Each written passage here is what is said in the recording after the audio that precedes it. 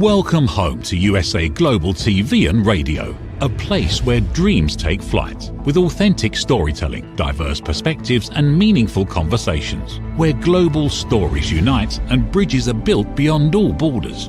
Discover world-class education, entertainment, hope and inspiration. Together, we're building bridges worldwide. Subscribe to our channel, USA Global TV. Download our app, USA Global TV. Be our guest or join our team. Visit usaglobaltv.com. Thanks to our founder and executive producer, Dr. Jacqueline Kerbeck. Music score by Yeffy Tang from Cloud Road Music.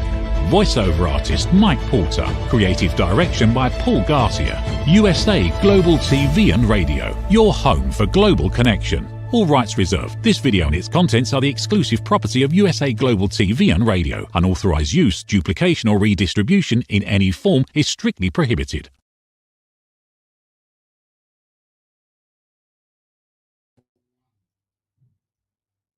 Good morning, good afternoon, good evening, and welcome home to USA Global TV and Radio, where today's show is Authentic Achievements. And before I introduce my guest and bring him out, I want to take just a moment to share with you some exciting news in my world and my little girls, which is our new book, Always With You, is launching tomorrow. We're super excited and just had a lovely moment when I was chatting with Dr. Jacqueline to realise that actually it's available now for pre-order in both Amazon, Waterstones and Barnes & Noble. And we have been so grateful for all the support so far. It's a story designed to help any little ones that are dealing with loss or trauma or change to understand that love doesn't leave us, it just changes shape. And we're really hopeful that it will help as many little hearts as possible. But enough about me. And what we now would like to go into is actually our guest for the show. I'm super excited to be joined again by the fabulous Stephen Gaffney. But before we bring him out, let me tell you a little bit more about him. So Stephen Gaffney is the trusted advisor to organizations that are number one or number two in their industries, and to the leaders who are determined to get there. As CEO of Stephen Gaffney Company, he's worked with top tier clients like Amazon, Lockheed Martin, and the US military to build consistently high achieving teams, known as CHAT. He's known for getting the unsaid said. Stephen simplifies complexity and equips leaders with practical tools that drive breakthrough results. He's the author of Unconditional Power, a cancer survivor, and the expert leaders call when the high achievement is non-negotiable. Without further ado, Stephen, welcome. Thank you for having me, and congratulations on the launch of your book. That's so exciting. Always With You. I love that. Oh, bless you. Thank you. Yeah, that's so kind. I'm still in a bit of a pinch me moment, Steve, because it wasn't ever designed to be a book. It was a story I wrote for my daughter, and it was only ever supposed to go to my daughter.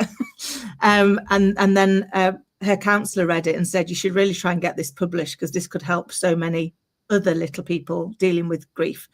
And so I sent it off. I only wrote it in May of this year, sent it off and was very, very lucky to be given 3 publishing contracts, and picked one of them, and it launches tomorrow. And I still pinch myself on that. How did that happen?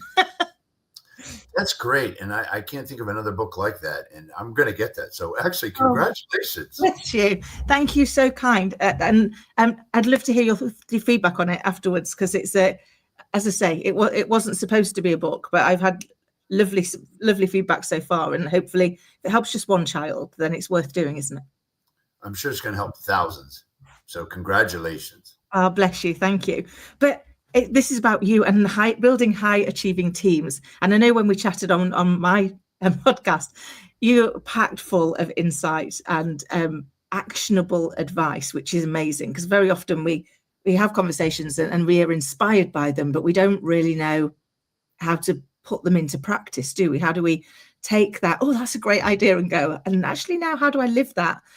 So could you bring to life a little bit more about your journey so far, and then we'll get into the building the high achieving teams? I can, but I just wanted to connect real quickly. So Always With You, your book, and yes, that I see that type of issues also with teams as a whole. Yeah.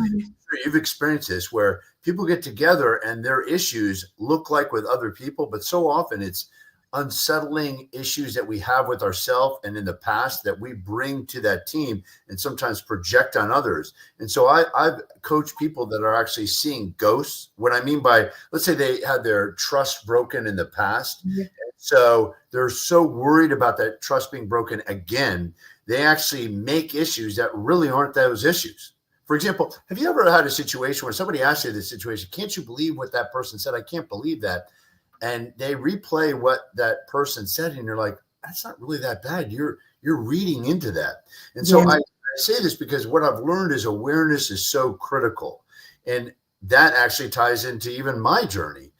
My journey is a lot of the work I do and teach as a result of learning for myself first, whether it's resolving issues, whether it's working with others, and all of that. I tested the strategies on myself because I needed it. And then I learned that it could be used with other people. So I congratulate you on your book. It's such an important concept and point, and actually it applies to every human being. And I see how that applies to teams as well. Oh, bless you. Thank you. And it's so true. Very often we're, I do a lot of work on conflict resolution, and what I find, and I think it resonates with what you've just said, is that both parties are stood there going, "You're not listening to me," and actually, you're not hearing each other. You're so busy trying to get your message across that you're not listening to the other person. And actually, if you were able to, you'd realize that actually you're both violently agreeing. You're just using different words, and you're misunderstanding what each other's doing. But and I love that, and we've just chatted about this before, that you've tested all of your theories out on yourself, and you've recognized that actually you need that work too. Because a lot of mine has come from working on me, realizing what I needed to change, the bit of me that I was projecting into situations, because the emotional brain responds 24 times faster than the thinking brain. So what happens is something happens, and then we make it mean something. But to your point, when somebody else plays it back, you go, "Oh, that's not that bad," because you've not attached the same meaning to it.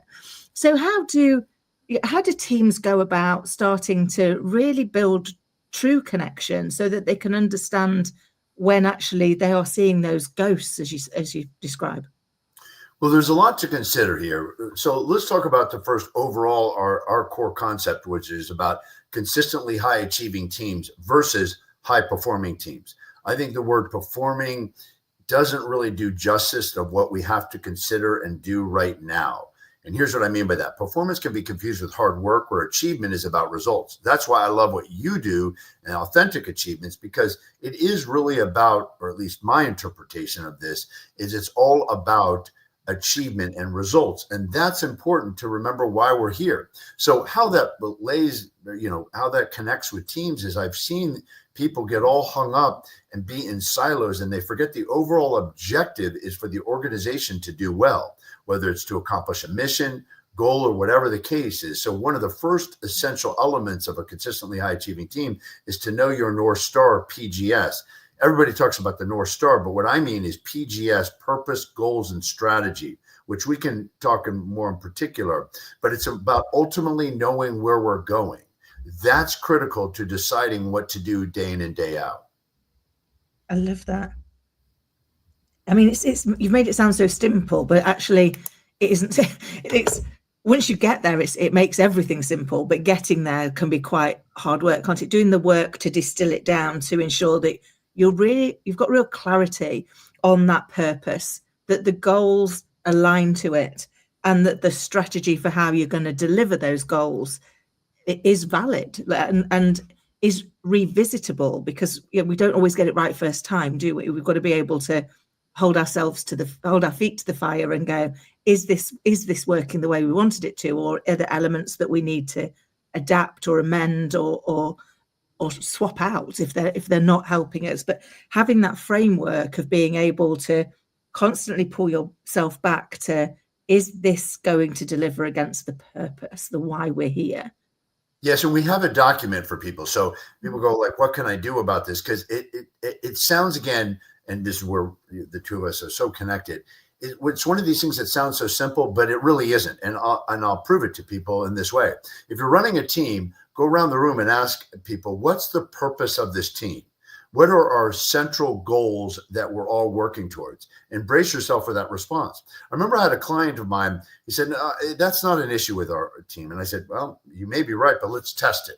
Let's go around real quick around the participants in the room. And there were about 12 people, and ask, what's the purpose of this team? What are we trying to ultimately do? What are the unifying goals?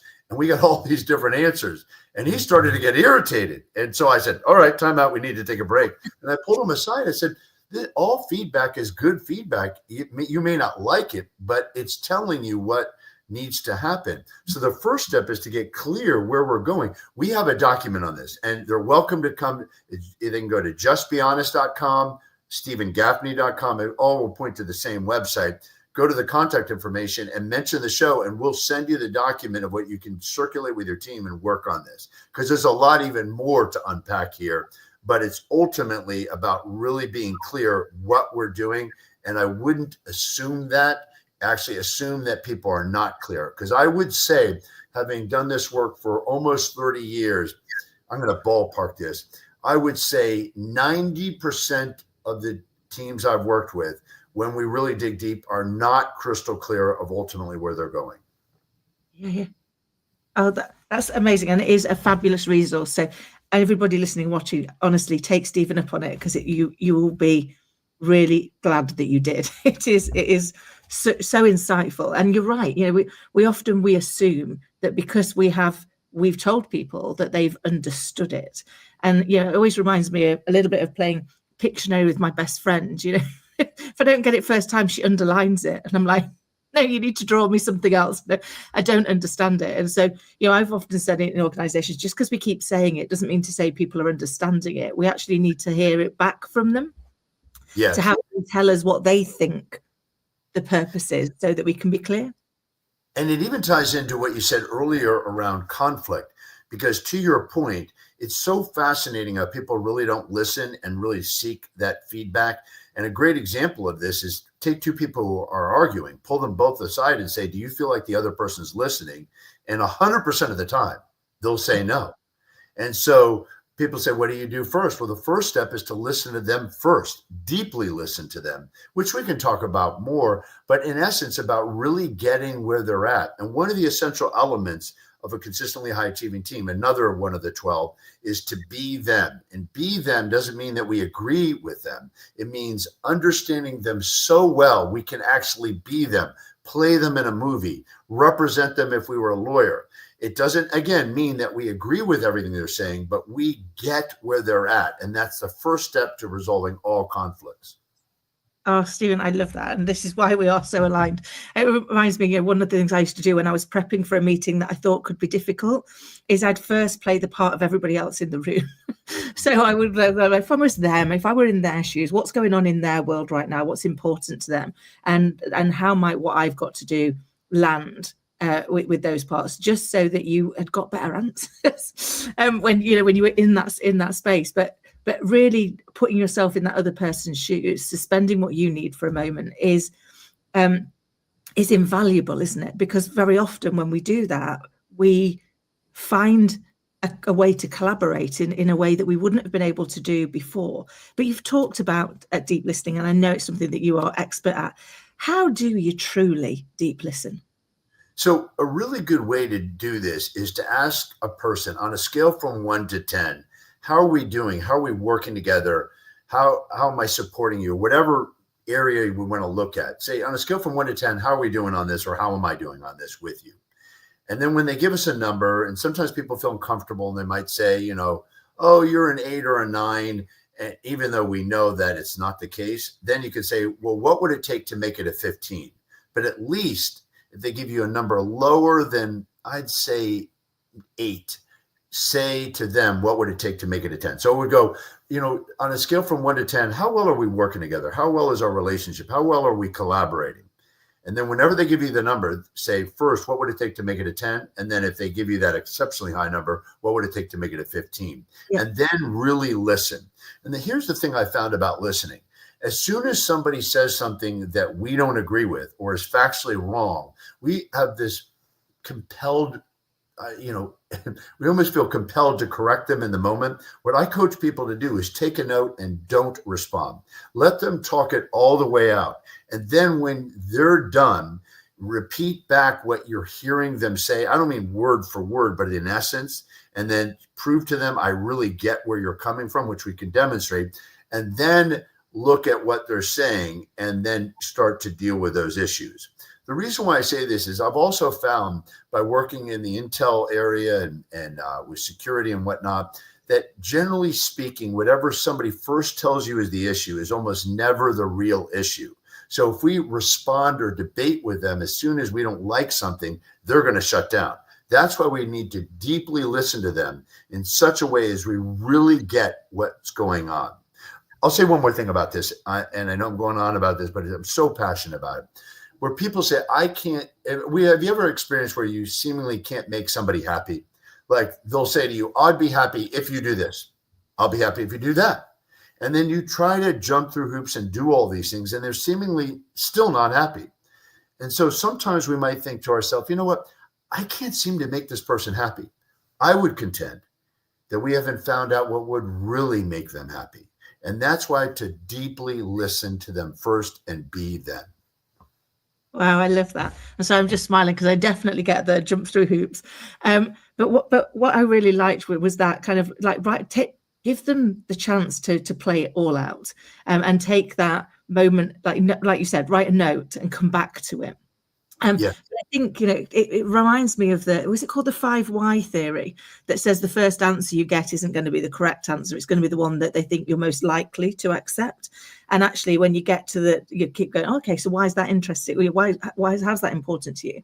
What would that give you if you got there? That by the time you get to the 5th layer, you actually get to the crux of what's really going on, the real problem. But like you say, it's giving them the space to talk all of that piece out. And I guess it's having the strength of mind to not need to immediately put your point across. And that really are. It is, because as you say, we've almost all been brought up with this. Well, no, that's just wrong. So we need to tell you it's wrong because we need to stop you where you are. And I keep trying to say to my little girl, ask yourself the question first. What value is there going to be to me or to the other person of proving that they're wrong and you're right? Because if there's no value, there's no point. It reminds me in life how often you hear, do you want to be right or do you want to be happy? Yeah. So often people are arguing, it's like, who cares? I'll just kind of share this kind of comical story. There's a friend of mine that does this wine tasting and contest or whatever. I don't know much about wine, but I love participating because there's a lot of friends or whatever. So anyway, a good friend of mine, he helped his girlfriend at the time. And anyway, she won the contest. And so she won. She was really excited. And he turns to her and say, well, that was great because I was so glad to help you. And you can feel the air coming out of the balloon. It's like, and the music going, whap, whap, whap. The reason why is he just stole her thunder. He didn't mean it that way, of course. He was like, oh, I'm glad we were able to work together. But the way it came across was, I helped you. And so it just reminds me how often people want to or be right. And really it's about helping the other person, but also not necessarily taking credit. And on a more kind of work-related situation, I always say to people, look, a job of a leader is to make others heroes. You make other people heroes. You got a rough idea, craft it, alter it. If you get a rough idea from other people, craft it, alter it, do something with it, and make it great. But then give the other person credit. Make other people the hero. Oh, I love that. And sorry, I was still smiling at the story because we can so easily do that, can't we? We do something really well and we make somebody feel really great, and then we take it all away with careless thought around how we're sharing it. And I love the whole piece around making other people heroes. For me, I've always been a big believer that any success that we have is as a result of the team. It's a result of all of us, not as a result of anything that I do. I mean, I hope I play my part in the team, because if not, we've got a problem. But actually, the team is, it's about all of us. It's about everything that we do. But again, we're not always we're not always taught how to do that, are we? How to do that gracefully and graciously without making it sound almost contrived. Would that be fair? Well, true. And that just, reminds me, I was about to say trigger, but that would talk about something else we talked about in the past. But it reminds me how often strategies are taught that are really gimmicks or almost magic tricks that will work in the moment. But when somebody discovers that what we're doing, it won't work. Remember that strategy about mirroring, where you're like, you and I, let's say we're trying to connect. So I would try to, you talk fast, I would talk fast, you talk slow. I try to, how you sit, and I would try to well, that in theory works, right? People who like others who are like them. But if somebody catches us that we're doing that like in an inauthentic way, it just ruins it. Now, we are naturally going to mirror each other when we're connected, but have it be natural. And so I run the test, and I always share with people, never use a strategy that if somebody discovers what you're doing, you're going to feel uncomfortable. You should be able to say, yeah, that's exactly what I'm doing. I am trying to deeply listen. I am trying to be you. I am trying to get the other point of view because I'm always stuck on mine. Yes, I'm trying to not be right. I'm trying to make us happy or us be happy. So I love the filter of teaching stuff that if the other person knows what you're doing, it's not going to unravel. It's going to help. And I can give other examples as well. Oh, Stephen, I love that. It reminds me of many years ago when I worked for a company called Egg.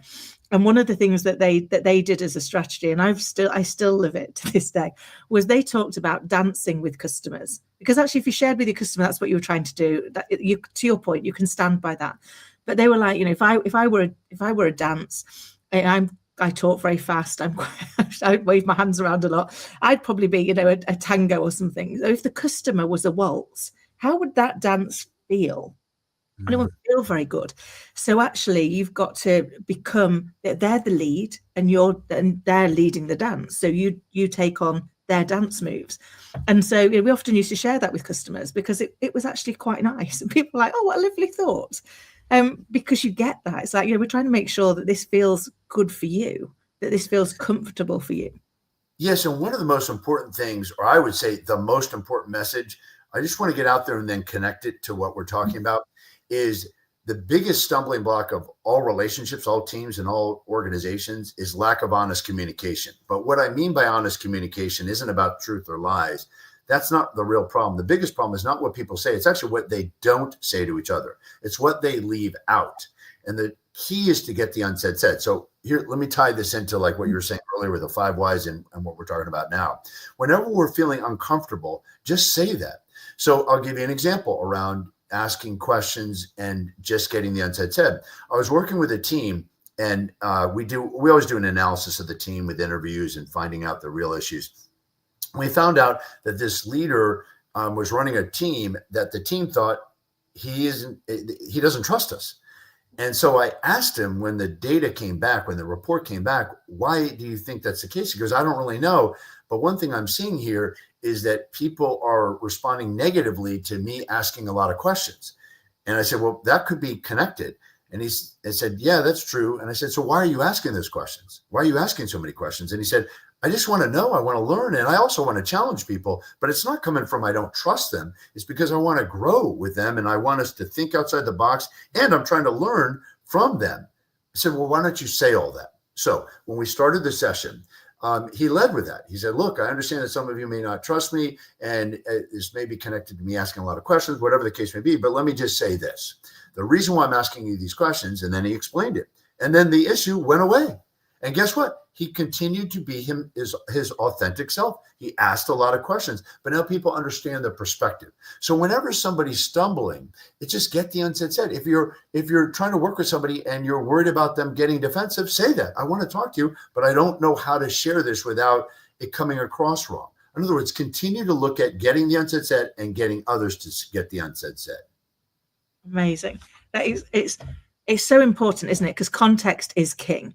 And I tell that all of the time when she asks me a question, I'm like, hold on, we were just talking Barbies. Now we're over here. Can you give me a little bit more information?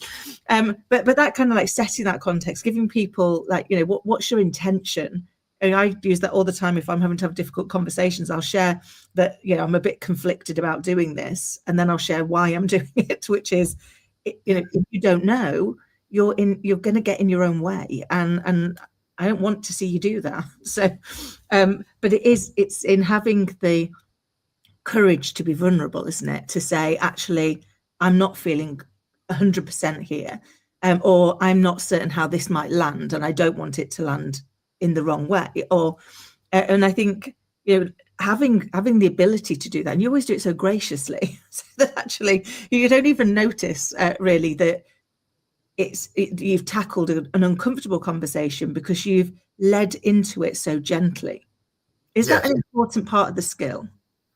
It is, and it just comes again with the ability to get the unsaid said. So if you're feeling vulnerable, say that. And it's interesting that you bring up vulnerability, because vulnerability inspires honesty. I've found vulnerability inspires honesty. So if we want other people to get the unsaid said, if we're vulnerable, it makes a huge difference. So a good example of that is, as a leader, we can say, all right, everybody needs to do these things, and we need to move out on this. Or you could say, look, everybody needs to do this and move out. And the reason why I'm saying this is because if we don't take care of this, we run the risk of the business going downhill. I don't mean we're doomed. I mean, we just need to address these issues now. And in the past, I've had issues where I didn't get it addressed and it came back to bite me. And then I might share a lesson learned.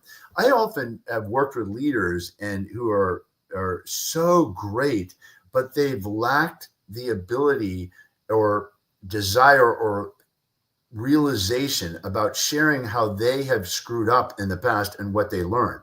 So that's so important if we want other people to be more vulnerable. And I'll say to leaders, you don't realize how intimidating you are, and just by your position. So people think, oh, you got it all figured out, versus we've all gone through such big challenges. So, for example, in the book, Unconditional Power, my latest book, I share a lot of things that I've messed up, because that's how I've learned a lot of these strategies. But here's my point. Vulnerability inspires honesty. So how are we being vulnerable? I love that. It's so true, because we don't often share our mistakes, do we? Because we're kind of like, there's still that little bit of embarrassment that we made them in the first place, because now we've made them and we've learned from them, we know what not to do next time. So there is that bit, but actually our mistakes are our greatest lessons, and therefore they can be really great lessons as well for our people. And to your point, once we share that it hasn't always gone swimmingly, that we've made, I've made some pretty big disastrous whoppers in my time.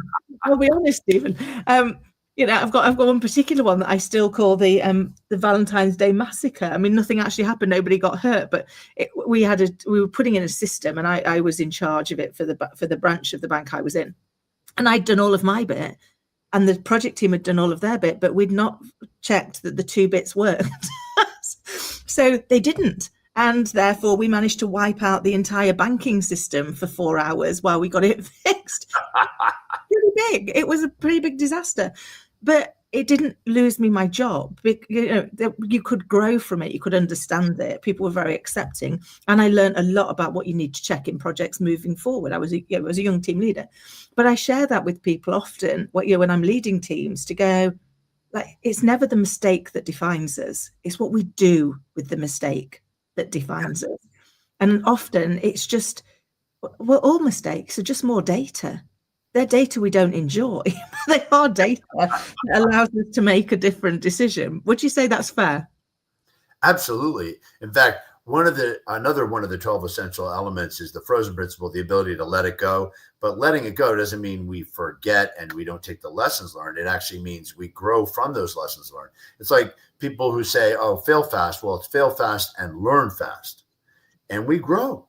We all make mistakes. The question is, what do we do about it? I love watching a lot of Netflix shows. And I was watching a show recently, and there's a great line in there is, why do we have pencils? And that's because people make mistakes. We all make mistakes. The key is fail fast, learn fast. I love that. So it's so true. We do all make mistakes, don't we? And we do grow through them, as long as we I always think that we grow through what we go through, but only if we go through it and take the lesson, take the learning, because if not, we're just going to make the same mistakes again. And I think it's creating that environment, isn't it? That safe environment where people don't fear the failure. Yes. It doesn't say you're wanting to encourage failure. It's not like, let's all go out and see how many times we can fail. But if we fear the failure, we'll stop taking certain risks, won't we? Because we'll be too wedded to needing the security of it being right all the time. Yeah. And what I have found by coaching people to forgive and let go, again, forgiving doesn't mean forgetting. Or obviously growing from things. And why it's one of the 12 essential elements is because when people are stuck in the past, it's because they haven't really learned from the past. And if they have learned something, it's often disparaging. It's like having our trust being broken and say, okay, well, what I learned is I can't trust other people. Well, that's not empowering, and that doesn't help us move forward. The key in life, I found, to letting go is to learn from the past in an empowering way. And again, if they want something on this, there's a document we can send to them about how to forgive and actually grow from that. There's a 7-step methodology. It's out of another book, but I'll send it to them for free. Again, all they have to do is go to Just Be Honest and mention the show, and we'll send them that, as well as even the document about how to get the unsaid said. Amazing. They will be such invaluable resources, because I think with these things, we've all got an experience of when we were uncomfortable, when we'd got something that we hadn't said. And whilst we really wanted to say it, we didn't know how to. and so it went unsaid. And then all that does is build frustration, doesn't it? Because every time it goes unsaid, there's a layer of frustration that goes, why don't they know? Yes. You've not told them. You've not told them. They can't possibly know. But that loop in the brain doesn't link that piece in, does it? It doesn't link in the fact you've not shared it with them. You just expect them to pick it up by osmosis. And I think there's the challenge is actually being able to hold yourself to that same level, to make sure that you are always making sure that the unsaid is said, because it's the unsaid that is driving what's really going on in our worlds, whether we are willing to acknowledge it or not. And so our world isn't going to change until we make it said, so that it's out in the open then, and people can deal with how we overcome it, how we resolve it, because everything's overcomable, isn't it? It is. And the first step is awareness. Second step is we got to get the unsaid said. And so people might say, well, how do you get others to get the unsaid said? And one of them is to make people feel emotionally safe, which I think is an upgrade from psychological safety, which we can talk about. But in essence, here's what a great example of what I mean by this. Have you ever had somebody say to you, I'd love feedback, and you can say anything to me. And so you give them some critical feedback that you're trying to help them, and they get defensive. They flip out on you. Next time they ask you for feedback, what are you thinking? I'm not going there. It's interesting how people train and condition people to lie to them by their reaction. So if people are listening right now, watching show, obviously, and they're saying, oh my gosh, I can do that. What do I do? Well, go apologize. Because here's the thing. If we create an unsafe environment, people will shut down. And even if we're leading a team and we are good at making people feel safe, the question is, are you managing the team dynamics so other people don't overly react and cause other people to shut down? It's all about creating that emotional safety, which is an upgrade from psychological safety. I really like that. Yeah, because I think sometimes we get these, I like psychological safety, which is important, but we bandy everything into it. And you're right, how we accept the feedback when we're given it is going to drive what level of feedback we get in the future. Because I remember many years ago working for one organization, and it wasn't until things went horribly wrong that people were like, oh, you really are like this all of the time. And I was like, yeah. Kind of, this is me. And they said, well, kind of, we just thought, well, you're always so like, you're so kind and caring, even though you hold people to account, and we had to drive performance. I ran commercial teams for 20 years. They said, but you do it with such kindness and such empathy and such listening. He said, but that's all well and good when you're always slaying your numbers. He said, but we were like, yeah, wait to see what she's really like when we miss a number, when the wheels come off the bus. And when it did, I stayed the same. And I was like, because I've got no credibility with you ever if I suddenly swap who I am because the result hasn't gone the way I wanted it to. Because you'll never trust that I am who I say I am. You'll always be waiting for the what if. Yes. But moving into new organizations, I've kind of shared that story with it. I get it's really hard as the leader to tell you that I want feedback, because I can say that, and I guarantee in your lifetime you've had people say it, and then when you've given them the feedback, they've bitten your arm off.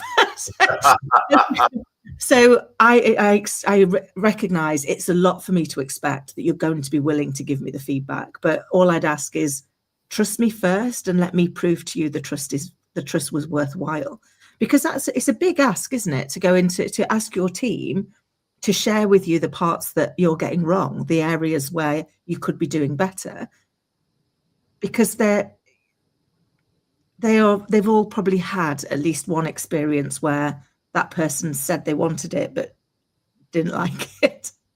Absolutely. They've had some bad experiences, which again, that connects well with what we talked about earlier about people seeing ghosts. And so they're like, I don't want to share things, but wait a minute, why not? Because they've had bad experiences of the past, but just because you had bad experiences of the past doesn't mean you're going to have a bad experience now. The other thing that I think to consider around this emotional safety is another element that I found critical is rewarding honesty. And I don't mean financially, I mean doing something with it. How often have you seen these companies that do employee surveys or people who ask for feedback and they don't do anything with it? At best, they report back what the feedback, but they don't take specific action. And if they do, it's months and months where people are like, this takes forever. So I've worked with teams where people say, I feel safe to bring things up, but nothing will change. And when people feel like that, they shut down. We have to reward honesty. That's so true. And I think sometimes when we get feedback on things, sometimes they are big things that we're going to take a long time to change. Yeah. But that doesn't mean to say we can't be letting people know while we're going through it. It's like we're working on that. But there's always some low-hanging fruit, quick changes that you can actually make and implement. And it is, to your point, it's that giving them back the recognition, saying, look, we understand that took something for you to be that honest with us, for you to share that piece, to be vulnerable enough to let us know that this isn't going well, was a big thing, and we should celebrate and acknowledge that, so that you're willing to take that step again. Yes, because that's what we're trying to grow, isn't it? Is that space where they will feel that the next step's easier because the last step was taken so well and was acted on. And that when I work with teams, and when we work with teams, we make sure at the end that there's specific action items they've agreed to do that they're going to do very quickly, not months down the road, but now. And that's really important, because how often have people attended a meeting and thought this is a waste of time because we keep having the same conversation over and over again. We're not taking action. We got to move out with speed. In fact, speed is a really interesting differentiator, and speed, I found, improves quality and motivates people. First, it motivates people because people feel like, wow, stuff is getting done, but it also improves quality because if we move out on something and we get feedback, we can beat out the competition. Some people are way too slow, but the big point is to take action as quickly as possible. I love that. Stephen, I always so love our conversations. I can't believe where the time's gone. It's like it always just flies. And I want to make sure that before you go, you can share with the audience how they can get in touch with you and who you help. Great, thank you. So if they go to justbehonest or stephengaffney.com, goes to the same place, mention the show. We'll send them all those documents I mentioned earlier. And in fact, there's one other document I want to send them. There's a 9-step methodology I wrote about how to have difficult conversations. We'll send it to them for free, but they have to mention the show. So if they mention the show and they mention these documents that they want, we'll send this to them for free. So if they go to justbehonest.com, and who we work with are any organizations that have teams. And in fact, now we have an online system called the Team Achievement Accelerator. It's called the Team Achievement Accelerator. If they go to teamachievement Online, Team Achievement Online. They're actually, all these strategies are online and accessible to everyone in the world, aside from whether they work with us directly for an in-person session. So if they go to teamachievementonline.com, it'll take them right to there. But if they forget all that, they could just go to Just Be Honest. And if they just want a conversation, we'll help them in any way possible. Bless you. Stephen, it has been a delight, as it always is. I can't tell you how much I appreciate your time, your insight, and just the conversation is always such a joy. I'm looking forward to next time, but thank you for joining me. Thank you. And thank you for having me on the show. And I so love your questions. They really get to the heart of the matter. So thank you for allowing me to be on this. And most importantly, congratulations on your book. Bless you. Thank you so much. I look forward to our next conversation, Stephen. And to everybody listening and watching, I hope you found today's episode to be as insightful and inspiring as I have. And until next time, take care. Meet Lady Ella, a special ladybug who is trained by Grand Beetle on how to listen at an elevated level. After earning her gold wings, Mother Earth and Father Universe asked her to travel across the solar system, teaching life lessons to creatures to respect one another and to listen. Learn more about her travels in the book series, The Amazing Adventures of Lady Ella.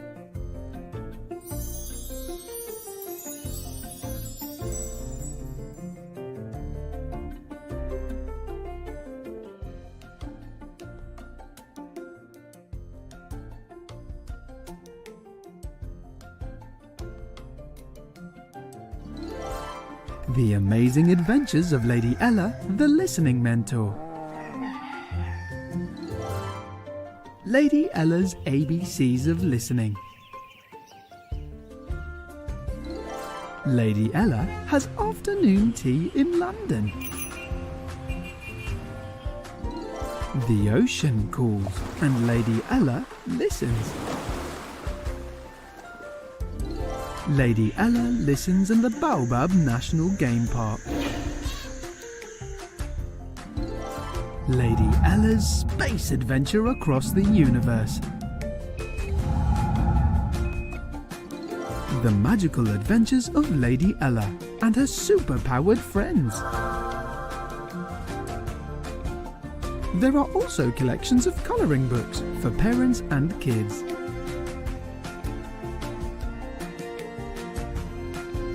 Providing world-class education, entertainment, hope and inspiration. Join our team of elevated listeners to teach children elevated listening skills. Lady Ella would like to teach you and your family how to listen at an elevated level. If you're interested in learning life lessons as well as how to communicate more effectively as a family, go to Amazon and order Lady Ella's books. They're all there just waiting for you. Is it true? Is it kind? Is it necessary? In a world quick to judge, one book dares to reveal the hidden cost of silence. Discover Holy but Harmful, The Silent Sin of Judgment, How Hidden Judgments Destroy Relationships and Damage Lives by Dr. Jacqueline Kerbeck. The Amazon #1 bestseller that's transforming the way we understand ourselves and the way we see others. Pick up the companion workbook to uncover your own hidden judgments and learn how to break free from them. Available now on Amazon and at fine bookstores worldwide. Thank you, viewers and listeners of USA Global TV and Radio, for joining us today. We're honoured to have your time and attention as part of our global community. At USA Global TV and Radio, we believe in the power of authentic conversations, meaningful connections, and creating a world of possibilities together. Want to be part of something bigger? Join our team of elevated listeners at usaglobaltv.com, a space where your voice matters and your ability to listen transforms relationships. Stay connected with us across all our platforms for thought-provoking discussions, expert insights, and empowering stories. Subscribe to our channels at youtube.com/c/USA Global TV. follow us on social media and explore the endless opportunities we're creating for growth, learning and inspiration. Together, we're not just broadcasting, we're building bridges and changing lives one conversation at a time. For inquiries, contact us at info@usaglobaltv.com. Music by Johnny Dyes. Produced by Executive Producer and Director Dr. Jacqueline Kerbeck. Voiceover by Mike Porter. Creative Direction by Paul Garcia. All rights reserved. Copyright 2025. Visit usaglobaltv.com to view our full terms and conditions.